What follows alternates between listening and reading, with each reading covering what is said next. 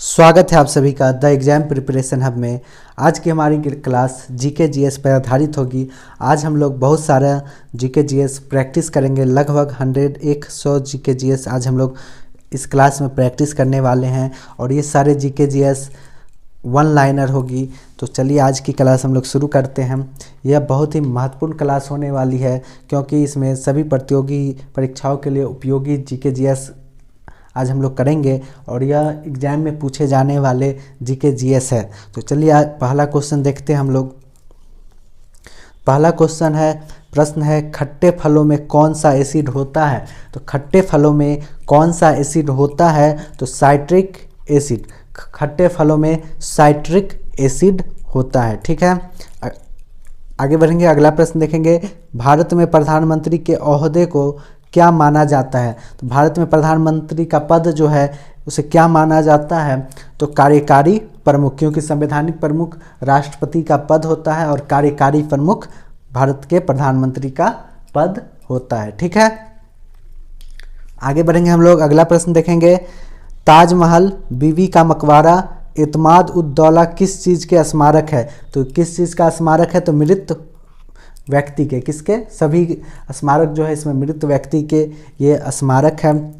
आगे बढ़ेंगे हम लोग। सम्राट अशोक किसका उत्तराधिकारी था? बहुत महत्वपूर्ण प्रश्न है यह। सम्राट अशोक किसका उत्तराधिकारी था? तो सम्राट अशोक बिंदुसार का उत्तराधिकारी था। किसका उत्तराधिकारी थे? तो सम्राट अशोक बिंदुसार के उत्तराधिकारी थे। ठीक है, आगे बढ़ेंगे हम लोग। अगला प्रश्न देखेंगे, भारतीय संविधान को पहली बार कब संशोधित किया गया। बहुत ही महत्वपूर्ण प्रश्न है यह, भारतीय संविधान को पहली बार कब संशोधित किया गया। तो याद रखिएगा, भारतीय संविधान को सबसे पहले संशोधित 1950 ईस्वी में, 1950 ईस्वी में किया गया था। ठीक है, रॉलेट एक्ट को किस वर्ष लागू किया गया। तो रॉलेट एक्ट को 1919 में लागू किया गया। ठीक है, आगे हम लोग देखेंगे, महाराणा प्रताप बुलबुल किसे कहते थे। तो महाराणा प्रताप जो है बुलबुल किसे कहते थे। तो महाराणा प्रताप द्वारा बुलबुल अपने घोड़े को कहते थे, अपने घोड़े को वो बुलबुल कह के बुलाते थे। ठीक है, तो याद रखिएगा आप लोग, रॉलेट एक्ट 1919 में लागू किया गया, महाराणा प्रताप बुलबुल अपने घोड़े को कहते थे। ठीक है, आगे बढ़ेंगे हम लोग। अगला प्रश्न देखेंगे, बॉक्सर इवांडर होलीफील्ड को किस नाम से जाना जाता है। तो बॉक्सर इवांडर होलीफील्ड को द रियल डील के नाम से जाना जाता है। किसके नाम से? द रियल डील के नाम से। आगे हम लोग बढ़ेंगे। अगला प्रश्न है, सिंधु घाटी सभ्यता का बंदरगाह कहाँ पर था। तो सिंधु घाटी सभ्यता का बंदरगाह कहाँ पर था? प्राचीन भारत के इतिहास से यह प्रश्न है। सिंधु घाटी सभ्यता का बंदरगाह कहाँ पर था? तो याद रखिएगा, लोथल में। कहाँ पर था? लोथल में। सिंधु घाटी सभ्यता का बंदरगाह लोथल में स्थित था। ठीक है, अगला प्रश्न है, जैन धर्म में महावीर को क्या माना जाता है। तो जैन धर्म में महावीर को वास्तविक संस्थापक माना जाता है।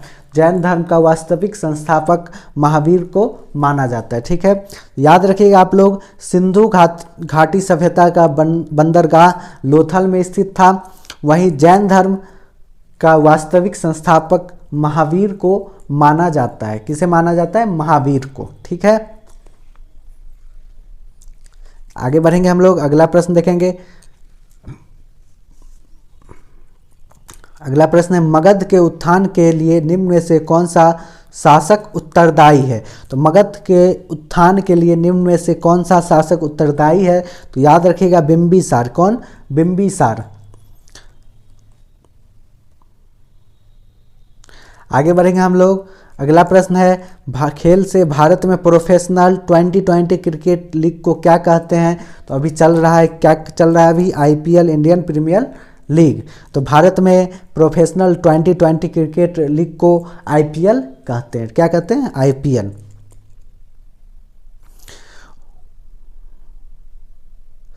ये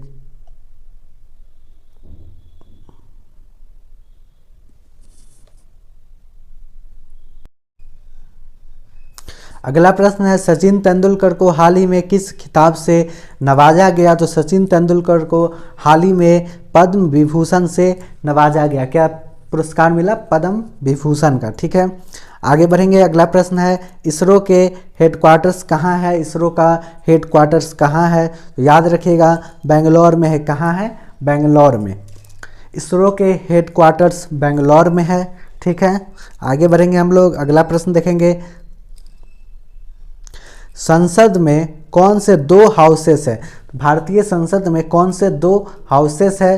तो एक लोकसभा और एक राज्यसभा। दो हाउस है, एक लोकसभा और एक राज्यसभा। ठीक है, आगे बढ़ेंगे। बहुत महत्वपूर्ण प्रश्न है, भारत का सबसे छोटा राज्य कौन सा है? तो भारत का सबसे छोटा राज्य सभी को मालूम होगा, गोवा है। कौन है? गोवा। तो भारत का सबसे छोटा राज्य गोवा है। यह एक प्रैक्टिस सेशन चल रहा है जीके जीएस का। क्या चल रहा है? प्रैक्टिस सेशन, जिसमें हम लोग आज 100 से ज़्यादा प्रश्न को देखेंगे, प्रैक्टिस करेंगे और रिवाइज करेंगे। ठीक है, आगे बढ़ेंगे हम लोग। अगला प्रश्न है, रामायण के लेखक कौन थे? तो रामायण के लेखक वाल्मीकि साहब थे। रामायण के लेखक कौन थे? वाल्मीकि साहब। तो याद रखिएगा संसद में कौन से दो हाउसेस हैं? तो एक लोकसभा और दूसरा राज्यसभा। भारत का सबसे छोटा राज्य कौन सा है? तो भारत का सबसे छोटा राज्य गोवा है। रामायण के लेखक कौन थे? तो रामायण के लेखक वाल्मीकि थे। कौन थे? वाल्मीकि। ठीक है, आगे बढ़ेंगे हम लोग। अगला प्रश्न देखेंगे, भारत में ब्लू सिटी के नाम से किस शहर को जाना जाता है? तो याद रखिएगा भारत में ब्लू सिटी के नाम से किस शहर को जाना जाता है? तो जोधपुर को। किसे? जोधपुर को। पिंक सिटी जयपुर और ब्लू सिटी जोधपुर।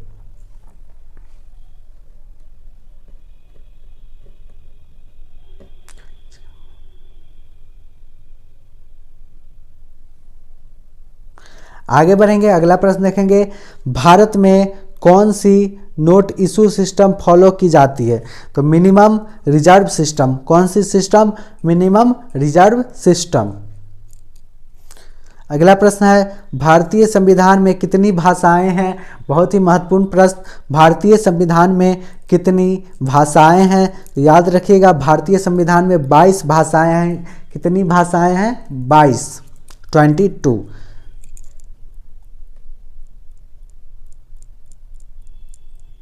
अगला प्रश्न है, भारत के किस राज्य की आबादी सबसे ज़्यादा है? तो उत्तर प्रदेश। किसका? उत्तर प्रदेश, यूपी। ठीक है, अगला प्रश्न है, मिल्खा सिंह को क्या कहा जाता है? तो मिल्खा सिंह को फ्लाइंग सिख ऑफ इंडिया कहा जाता है। क्या कहा जाता है? फ्लाइंग सिख ऑफ इंडिया के नाम से कौन प्रसिद्ध है? तो याद रखिएगा मिल्खा सिंह। आगे बढ़ेंगे। अगला प्रश्न देखेंगे, भारत का सबसे बड़ा राज्य कौन सा है क्षेत्रफल के दृष्टि से? तो भारत का सबसे बड़ा राज्य राजस्थान है। कौन सा है? राजस्थान।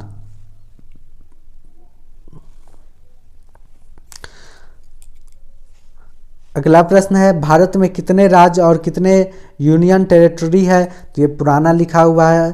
तो 28 राज्य हैं और 8 यूनियन टेरिटरी है। कितना? 8 केंद्र शासित प्रदेश है। ठीक है, अगला प्रश्न है, भारत के 14th प्रधानमंत्री कौन थे? भारत के 14वें प्रधानमंत्री कौन हैं? तो नरेंद्र मोदी है। कौन है? नरेंद्र मोदी। वर्तमान में भी नरेंद्र मोदी साहब ही भारत के प्रधानमंत्री हैं। ठीक है, आगे बढ़ेंगे हम लोग। अगला प्रश्न देखेंगे, गुप्त काल में कौन सी गुफाएं निर्मित की गई थी? तो याद रखिएगा गुप्त काल में अजंता गुफाएं निर्मित की गई थी। ठीक है, गुप्त काल में अजंता गुफाएं निर्मित की गई थी। ठीक है, अगला प्रश्न है, 7 अजूबों में से कौन सा अजूबा आगरा में, जो यूपी में है, उत्तर प्रदेश में वहाँ स्थित है? तो सभी लोग जानते हैं ताजमहल। कौन सा? ताजमहल। 7 अजूबों में से कौन सा अजूबा आगरा में स्थित है? तो ताजमहल आगरा में स्थित है। ठीक है, आगे बढ़ेंगे हम लोग। अगला प्रश्न देखेंगे, सह्याद्री को और किस नाम से जाना जाता है? तो सह्याद्री को और किस नाम से जाना जाता है? तो याद रखिएगा द वेस्टर्न घाट्स के नाम से। The western Ghats. आगे बढ़ेंगे हम लोग। अगला प्रश्न है, भारत की सबसे पुरानी पर्वत श्रृंखला कौन सी है? तो भारत की सबसे पुरानी पर्वत श्रृंखला अरावली पर्वत है। बहुत सारे एग्जाम में ये प्रश्न पूछे जाते हैं, बहुत इंपॉर्टेंट प्रश्न है। भारत की सबसे पुरानी पर्वत श्रृंखला कौन सी है? तो याद रखिएगा अरावली पर्वत, ठीक है, अरावली पर्वत, ठीक है। आगे बढ़ेंगे हम लोग, अगला प्रश्न देखेंगे, ट्विन सिटीज कौन से दो शहरों को कहा जाता है? तो ट्विन सिटीज कौन से दो शहरों को कहा जाता है? तो याद रखिएगा हैदराबाद और सिकंदराबाद। हैदराबाद और सिकंदराबाद को ट्विन सिटीज के नाम से जाना जाता है, ठीक है।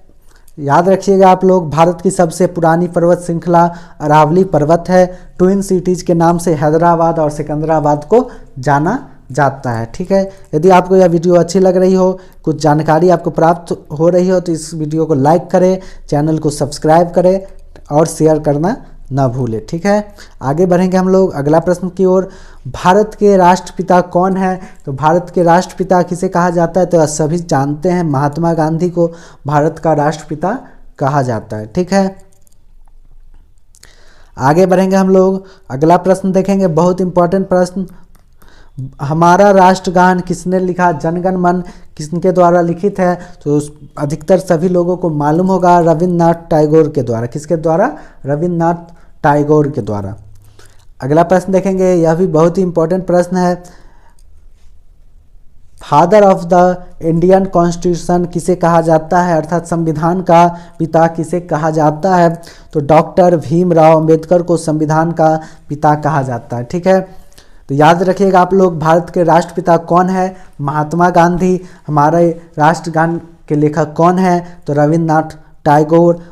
और संविधान के पिता किसे कहा जाता है? तो डॉक्टर भीमराव अंबेडकर साहब को भारतीय संविधान का पिता माना जाता है, ठीक है। आज के हमारा क्लास प्रैक्टिस क्लास है। आज हम लोग 100 से ज़्यादा प्रैक्टिस कर रहे हैं जीके का, ठीक है।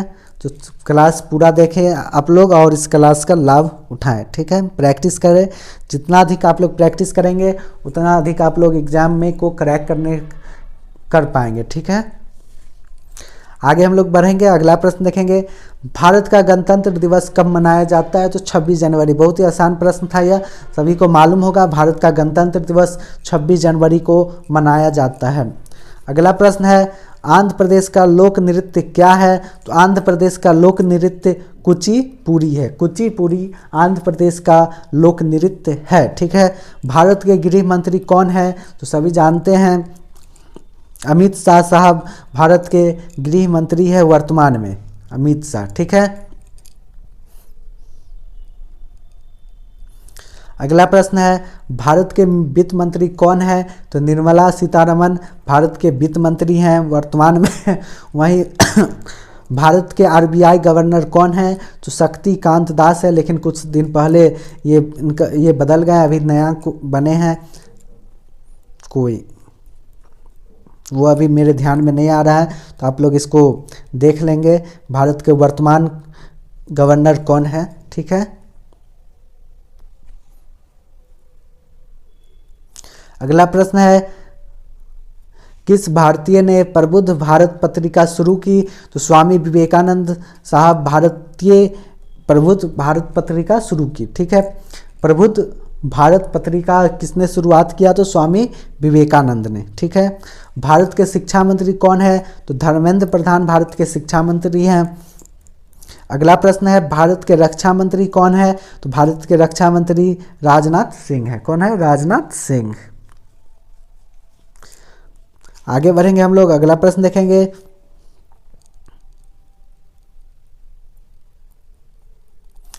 महाराष्ट्र के मुख्यमंत्री कौन है वर्तमान में? तो देवेंद्र फडणवीस महाराष्ट्र के वर्तमान मुख्यमंत्री है। तमिलनाडु के वर्तमान मुख्यमंत्री कौन है? तो MK स्टालिन साहब तमिलनाडु के वर्तमान मुख्यमंत्री हैं। अगला प्रश्न है, दुनिया में 2020 में कौन सी वैश्विक महामारी आई थी? तो सभी जानते हैं, कोरोना वायरस। अगला प्रश्न है, फेसबुक के संस्थापक कौन है? तो फेसबुक के संस्थापक मार्क जुकरबर्ग है। मार्क जुकरबर्ग फेसबुक के संस्थापक हैं, ठीक है। अगला प्रश्न है भारत में पहला फ़ोन कब लॉन्च हुआ? तो भारत में पहला फ़ोन 1995 1995 में भारत में पहला फ़ोन लॉन्च हुआ था। तो याद रखिएगा आप लोग, फेसबुक के संस्थापक मार्क जुकरबर्ग, भारत में पहला फ़ोन 1995 ईस्वी में लॉन्च किया गया था। ठीक है, आगे बढ़ेंगे हम लोग, अगला प्रश्न देखेंगे। लेवरेज एडू के संस्थापक कौन है? तो अक्षय चतुर्वेदी जी लेवरेज एडू के संस्थापक हैं। ठीक है, सीए का फुल फॉर्म क्या है? सीए का फुल फॉर्म क्या है? तो चार्टर्ड अकाउंटेंट। सीए का फुल फॉर्म चार्टर्ड अकाउंटेंट है। ठीक है, भारत में लाइसेंस प्राप्त करने की आयु क्या है? तो 18 वर्ष के बाद ही आप कोई लाइसेंस ले सकते हैं, जैसे ड्राइविंग लाइसेंस हो गया, वोटर आईडी कार्ड हो गया, ये जो है ये आप 18 साल के बाद ही ले सकते हैं। ठीक है, आगे बढ़ेंगे हम लोग, अगला प्रश्न देखेंगे। वह प्राचीन नाम क्या है जिससे पटना नगर को जाना जाता है? तो अर्थात पटना नगर का प्राचीन नाम क्या है? तो पटना नगर का प्राचीन नाम पाटलिपुत्र है। क्या है? पाटलिपुत्र।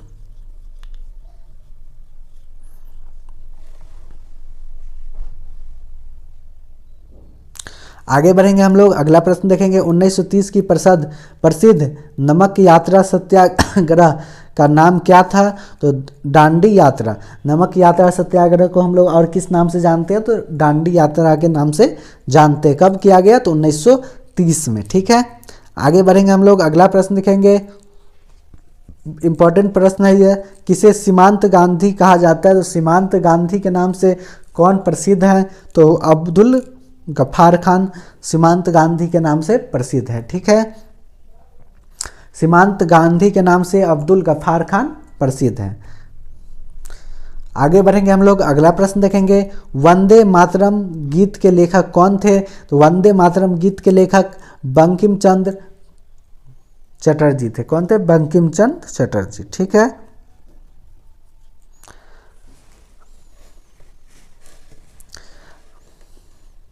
आगे बढ़ेंगे हम लोग, अगला प्रश्न देखेंगे। कौन सा भारतीय स्वतंत्र भारत का पहला गवर्नर जनरल था?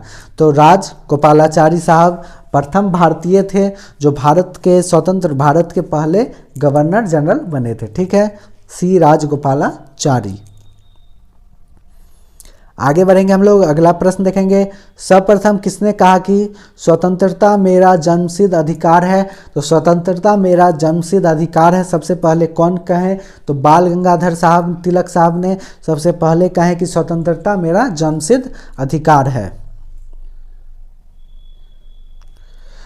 आगे बढ़ेंगे हम लोग, अगला प्रश्न है। मोहनजोदड़ो को किस एक नाम से भी जाना जाता है? तो मोहनजोदड़ो को हम लोग और किस नाम से जानते हैं? तो माउंट ऑफ डेड के नाम से मोहनजोदड़ो को भी जाना जाता है। ठीक है, सर्वप्रथम किसने कहा कि स्वतंत्रता मेरा जन्मसिद्ध अधिकार है? तो याद रखिएगा, बाल गंगाधर तिलक साहब ने कहा। मोहनजोदड़ो को और किस नाम से जाना जाता है? तो माउंट ऑफ डेड। आगे बढ़ेंगे हम लोग, अगला प्रश्न देखेंगे। शाहनामा किसकी कृति है? तो शाहनामा फिरदौस की कृति है। बहुत महत्वपूर्ण प्रश्न है, शाहनामा किसकी कृति है? तो शाहनामा के लेखक कौन है? तो फिरदौस। आगे बढ़ेंगे हम लोग, अगला प्रश्न देखेंगे। फतेहपुर सिकरी की स्थापना का श्रेय किसे जाता है? तो फतेहपुर सिकरी की स्थापना किसके द्वारा किया गया? तो अकबर के द्वारा किया गया। मुगल सम्राट अकबर के द्वारा फतेहपुर सिकरी की स्थापना की गई। ठीक है, आगे बढ़ेंगे हम लोग, अगला प्रश्न देखेंगे। राज्यसभा को अस्थाई सदन क्यों कहा जाता है? तो राज्यसभा को अस्थाई सदन क्यों कहा जाता है? तो क्योंकि इसे कभी भंग नहीं किया जा सकता है। इस राज्यसभा को कभी भी भंग नहीं किया जा सकता, इसलिए इसे अस्थाई सदन कहा जाता है। ठीक है, आगे बढ़ेंगे हम लोग, अगला प्रश्न देखेंगे। संविधान में संशोधन कैसे नहीं किया जा सकता है? तो जनमत संग्रह के द्वारा संविधान में संशोधन, भारतीय संविधान में संशोधन नहीं किया जा सकता है। संसद में सांसदों के द्वारा ही भारतीय संविधान का संशोधन विशेष बहुमत के आधार पर किया जा सकता है। दो प्रकार से, एक नॉर्मल बहुमत, एक विशेष बहुमत के आधार पर संविधान में संशोधन किया जाता है, जनमत संग्रह करके नहीं किया जाता है। ठीक है, अगला प्रश्न देखेंगे, बहुत महत्वपूर्ण प्रश्न, भारत में कब पहली बार राष्ट्रीय आपातकाल घोषित किया गया था? तो भारत में पहली बार राष्ट्रीय आपातकाल कब घोषित किया गया? तो 1962 ईस्वी में, 1962 ईस्वी में भारत में पहली बार राष्ट्रीय आपातकाल घोषित किया गया था, भारत चीन युद्ध के समय। ठीक है, भारत और चीन के युद्ध के समय 1962 ईस्वी में भारत में पहली बार राष्ट्रीय आपातकाल घोषित किया गया था। ठीक है,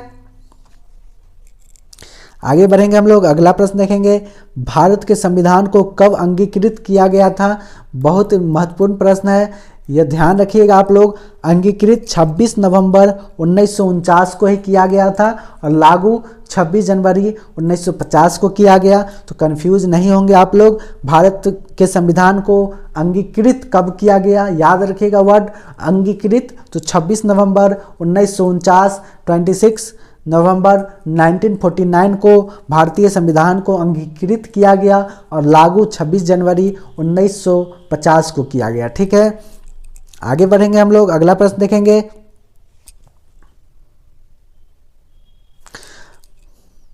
हमने विश्व के किस राष्ट्र के संविधान से अपने मूल अधिकारों की संकल्पना ग्रहण की? तो भारतीय संविधान किस देश के संविधान से मूल अधिकार को अपनाया? तो याद रखिएगा USA, United state of America. अमेरिकी संविधान से, USA से हम लोग मूल अधिकार की संकल्पना को अपनाए हैं। ठीक है, अगला प्रश्न है, यदि राष्ट्रपति का पद खाली है तो उसे कितनी अवधि, कितने समय के अंदर भरना आवश्यक होगा?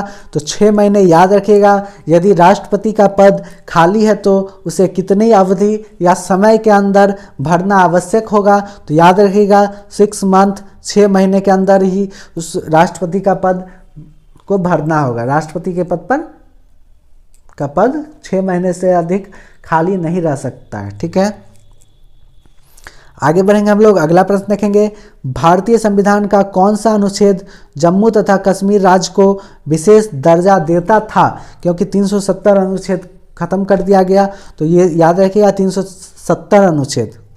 तो भारतीय संविधान का कौन सा अनुच्छेद जम्मू तथा कश्मीर राज्य को विशेष दर्जा देता था? तो 370। ठीक है, आगे बढ़ेंगे हम लोग। अगला प्रश्न देखेंगे, राज्यसभा के सदस्य का कार्यकाल कितना होता है? तो 6 वर्ष राज्यसभा के सदस्य का कार्यकाल 6 वर्ष का होता है। वहीं लोकसभा के सदस्य का कार्यकाल 5 वर्षों के लिए होता है। ठीक है,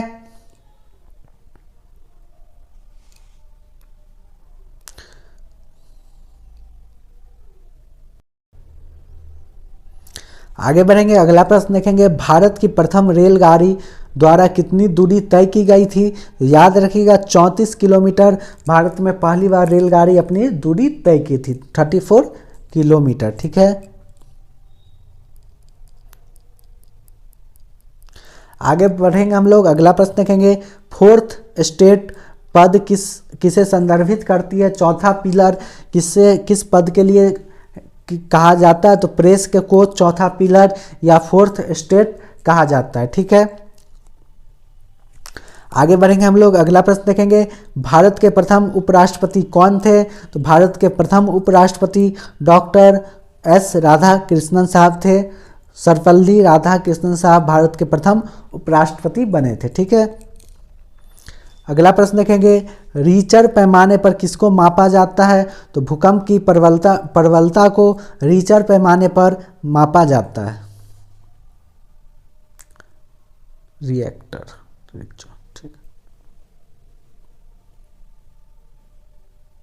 आगे बढ़ेंगे। अगला प्रश्न है, भारत के उत्तरी मैदानों की मृदा सामान्यतः कैसी होती है? तो तलछट होती है। कैसी होती है? जलोढ़ होती है ना, जलोढ़। ठीक है, भारत में सफ़ेद क्रांति का जनक किसे कहा जाता है? तो भारत में सफ़ेद क्रांति का जनक डॉक्टर बी कुरियन, वर्गीज कुरियन साहब को भारत में सफ़ेद क्रांति का जनक कहा जाता है। ठीक है, आगे बढ़ेंगे हम लोग। अगला प्रश्न देखेंगे, रणथंभौर चिता शरण स्थल कहाँ पर है? तो रणथंभौर चिता शरण स्थल रणथंभौर चिताशरण स्थल राजस्थान में है। कहाँ है? राजस्थान में। आगे बढ़ेंगे, अगला प्रश्न देखेंगे, भारत के किस राज्य में जनसंख्या का घनत्व सर्वाधिक है? तो बिहार में सर्वाधिक जनसंख्या घनत्व है। आगे बढ़ेंगे, अगला प्रश्न देखेंगे, ब्रह्मपुत्र नदी का उद्गम कहाँ से हुआ है? तो ब्रह्मपुत्र नदी का उद्गम तिब्बत में कैलाश पर्वत पूर्वी ढाल से हुआ है। कहाँ से हुआ है? तिब्बत में कैलाश पर्वत के पूर्वी ढाल से। आगे बढ़ेंगे, अगला प्रश्न है, भारत में कौन सा राज्य सबसे अधिक राज्यों की सीमाओं को स्पर्श करता है? तो उत्तर प्रदेश। उत्तर प्रदेश जो है भारत में सबसे अधिक राज्यों की सीमाओं को स्पर्श करता है। आगे बढ़ेंगे हम लोग, अगला प्रश्न देखेंगे, भारत में सबसे लंबा रेलवे जोन कौन सा है? तो भारत में सबसे लंबा रेलवे जोन उत्तरी रेलवे है। कौन सा है? उत्तरी रेलवे। ठीक है। अगला प्रश्न देखेंगे, भारत की सबसे ऊंची पर्वत चोटी इनमें से कौन है? तो भारत की सबसे ऊंची पर्वत चोटी K2 है। कौन है? K2। आगे बढ़ेंगे हम लोग, अगला प्रश्न देखेंगे, भारत के किस राज्य में रेलवे लाइन नहीं थी? मेघालय में। कहाँ? मेघालय में। आगे बढ़ेंगे हम लोग, अगला प्रश्न देखेंगे, भारतीय रुपये का पहचान चिन्ह प्रतीक है। तो ये प्रतीक है, ध्यान से देख ले आप लोग। ठीक है। आगे बढ़ेंगे हम लोग, अगला प्रश्न देखेंगे, ग्रेसम नियम से अभिप्राय है। तो ग्रेसम नियम से क्या अभिप्राय है? तो निकृष्ट मुद्रा श्रेष्ठ मुद्रा को संचलन से हटा देती है। क्या? निकृष्ट मुद्रा जो है श्रेष्ठ मुद्रा को संचालन से हटा देती है।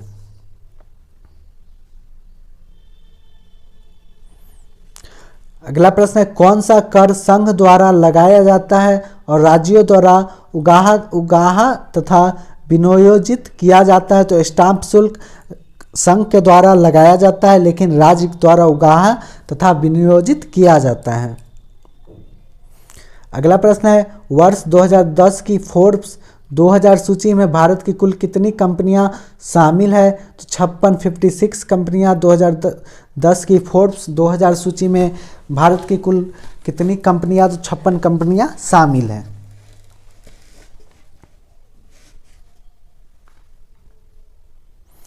तेजरिया बुल और मंदरिया बियर वाणिज्य के किस पहलू से संबंधित है? तो सभी लोग जानते हैं बुल और बियर जो है स्टॉक मार्केट से संबंधित है। किससे संबंधित है? स्टॉक मार्केट से। आगे बढ़ेंगे हम लोग, अगला प्रश्न देखेंगे, कौन सा कर ऐसा है या टैक्स ऐसा है जिससे कीमत में वृद्धि नहीं होती है? तो आयकर इनकम टैक्स ऐसा है जिससे कीमत में कोई भी वृद्धि नहीं होती है। आगे बढ़ेंगे हम लोग, अगला प्रश्न देखेंगे, भारत में आर्थिक उदारीकरण आरंभ कब हुआ था? तो भारत में आर्थिक उदारीकरण औद्योगिक लाइसेंस नीति में वास्तविक बदलाव के साथ आरंभ हो गया था। ठीक है। आगे बढ़ेंगे हम लोग, अगला प्रश्न देखेंगे, निफ्टी निम्नलिखित में से किससे संबंधित है? तो NSE सूचकांक से निफ्टी संबंधित है। किससे संबंधित है? NSE सूचकांक से। आगे बढ़ेंगे हम लोग, अगला प्रश्न देखेंगे, विश्व स्वर्ण परिषद की रिपोर्ट के अनुसार कौन सा देश स्वर्ण का सबसे बड़ा आयातक है? तो भारत सबसे बड़ा आयातक है। ठीक है, आयात करता है। ठीक है। आगे बढ़ेंगे हम लोग, अगला प्रश्न देखेंगे, हार्ड करेंसी का क्या अर्थ है? तो हार्ड करेंसी का क्या अर्थ है? वह मुद्रा जिसकी आपूर्ति मांग की अपेक्षा कम हो उसे हम लोग हार्ड करेंसी कहते हैं। ठीक है। आगे बढ़ेंगे हम लोग, अगला प्रश्न देखेंगे, संयुक्त राष्ट्र शासकीय रूप से 1945 में किस तिथि को अस्तित्व में आया? तो संयुक्त राष्ट्र 1945 में किस तिथि को अस्तित्व में आया? तो 24 अक्टूबर को। कब? 24 अक्टूबर को अस्तित्व में आया। आगे बढ़ेंगे हम लोग, अगला प्रश्न देखेंगे, संयुक्त राष्ट्र संघ के प्रथम महासचिव कौन थे? तो संयुक्त राष्ट्र संघ के प्रथम महासचिव त्रिगवेली साहब थे। कौन थे? त्रिगवेली। बहुत इंपॉर्टेंट प्रश्न है यह। आगे बढ़ेंगे हम लोग, अगला प्रश्न देखेंगे, कौन सा देश संयुक्त राष्ट्र का 193वां राष्ट्र है? तो दक्षिण सूडान जो है 193वां संयुक्त राष्ट्र का देश है। ठीक है। अगला प्रश्न है संयुक्त राष्ट्र संघ की वर्तमान महासचिव कौन है? तो बान की मून, आप लोग देख लें वर्तमान में कौन है, शायद बदल गए हैं। आगे बढ़ेंगे हम लोग, अगला प्रश्न देखेंगे 2 जुलाई 2009 को अंतर्राष्ट्रीय परमाणु ऊर्जा एजेंसी के महानिदेशक चुने गए हैं। तो युकिया अमानो चुने गए। कौन? युकिया अमानो।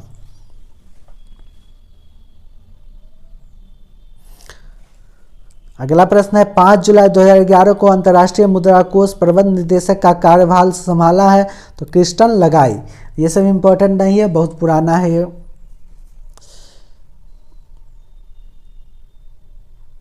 आगे बढ़ेंगे हम लोग, अगला प्रश्न देखेंगे महिलाओं के लिए समानता को प्रोत्साहित करने के लिए संयुक्त राष्ट्र संघ की नई एजेंसी कौन है? तो यूएन वुमन करके संयुक्त राष्ट्र संघ एक नई एजेंसी बनाई जो महिलाओं के लिए समानता को प्रोत्साहित करने का काम करती है। ठीक है, आगे बढ़ेंगे हम लोग, अगला प्रश्न देखेंगे संयुक्त राष्ट्र संघ की सुरक्षा परिषद के सदस्यों की कुल संख्या कितनी है? तो 15 है। कितनी है? 15। अगला प्रश्न है अंतर्राष्ट्रीय न्यायालय में न्यायाधीशों की संख्या कितनी है? 15 न्यायाधीश है। 15। कितनी? 15।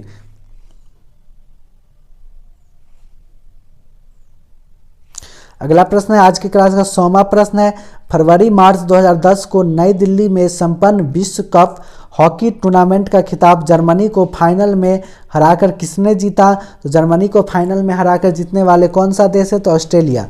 कौन सा? ऑस्ट्रेलिया। आगे बढ़ेंगे हम लोग, अगला प्रश्न है 5वीं बार रूस के राष्ट्रपति कौन बने? तो व्लादिमीर पुतिन। आगे बढ़ेंगे, अगला प्रश्न देखेंगे भारत का पहला ऑयल पाम प्रोसेसिंग संयंत्र किस राज्य में शुरू हुआ? तो अरुणाचल प्रदेश। कहाँ? अरुणाचल प्रदेश में भारत का पहला ऑयल पाम प्रोसेसिंग संयंत्र शुरू हुआ। ठीक है,